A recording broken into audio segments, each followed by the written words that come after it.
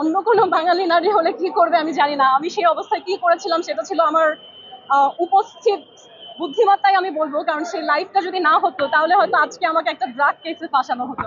কারণ আমরা সেই লাইভের মধ্যে দেখেছি তারা ঘরে আসার আগেই বলছে ভেতরে মাদক আছে। সেই মাদকটা কোথায় আমার রাষ্ট্রের কাছে প্রশ্ন। কেন তারা সেটা দেখাতে পারেনি, তার দুইটা কারণ হচ্ছে লাইভ, আর একটা হচ্ছে লিভিং এরিয়াতে একটি ক্যামেরা ছিল, যেটা আমরা হাইকোর্টেও শুনেছি তারা নিয়ে গেছেন। সেটা আমাদের কাছে কিছু ফুটেজ আমার আইনজীবী আছে যে আসলে কি হয়েছিল। তো আমি বলবো প্রমাণ, রাষ্ট্র আইন প্রমাণের উপরে চলে। প্রমাণ অনুযায়ী আমি শুধু নির্দোষী নয়, প্রমাণ অনুযায়ী আমি একজন ভিকটিম, যার উচিত ছিল জাস্টিস সিক করা।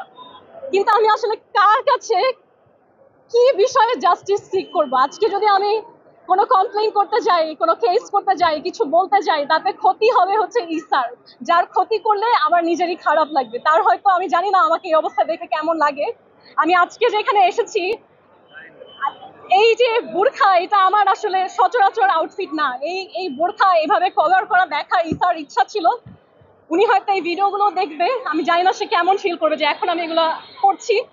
এবং যারা বলে যে আপনারা নিজেরা বলবেন যে একজন পুরুষ মানুষ কোন অবস্থায় একটা নারীকে বোরখা এবং জায়নামাজ গিফট করে, নিশ্চয়ই তার সাথে কোনো খারাপ কুসম্পর্কে এটা সম্ভব না। আপনি একজন মুসলিম হয়ে, উনি একজন সৌদি রাষ্ট্রদূত, উনি মানুষকে হজ ভিসা দান করেন, এবং আমার বলাতে উনি একজন অপরিচিত মানুষ যিনি কোটা বৈষম্যের কারণে হজে যেতে পারছিল না, তাকে রমজানে সাহায্য করেছে হজ করার জন্য।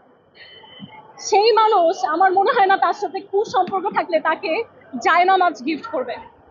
হ্যাঁ, এটা সৌদি জায়নামাজ, এটা নামাজ পড়ার পোশাক। এবং আমি আপনাদের জন্য একটা জিনিস নিয়ে এসেছি আজকে।